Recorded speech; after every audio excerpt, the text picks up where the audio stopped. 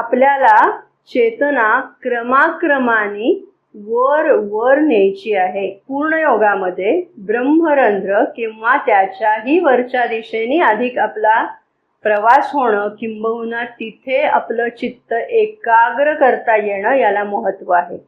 म्हणजे आपल्या ब्रह्मरंध्राच्या वरती एक 6 इंच ते 12 इंच या दरम्यान आपल्याला ऊर्ध्वस्थित असलेल्या चेतनेचं अस्तित्व जाणवायला लागतं आणि मग तिथे आपलं लक्ष एकाग्र करणं हे महत्त्वाचं आहे. म्हणजे आपण एक प्रकारे आपली चेतना ही अशी निस्तरंग करायची आहे, शांत करायची आहे. मन आत वळवायचं आहे आणि आत वळवून आता ते वरच्या दिशेने उन्नत करायचं आहे. ठीक आहे. तर आत आणि वर असं जायचं आहे.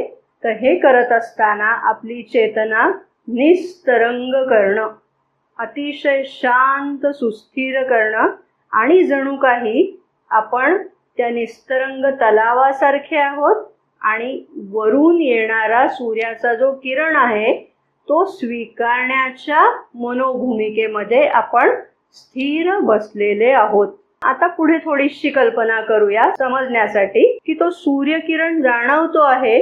मग त्या सूर्यकिरणाच्या धाग्याला पकडून म्हणजे तो किरणाचं जणू काही बोट पकडून आपण वर वर वर जात जायचं.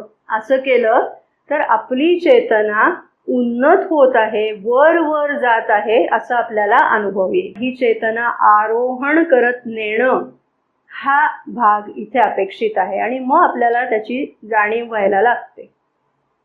आणि मग कालांतराने हेही पूर्ण योगाचं वैशिष्ट्य म्हणून सांगितलं जातं की नुसतं आरोहण नाही तर अवतरण किंवा अवरोहण.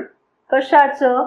तर ती जी ऊर्ध्वस्थित चेतना आहे म्हणजे ज्याला आपण मदर्स फोर्स असं म्हटलं, ती चेतना आपल्यामध्ये किंवा डिव्हाइन फोर्स असं आपण ज्याला म्हटलं, ती चेतना आपल्यामध्ये खाली अवतरायला लागते.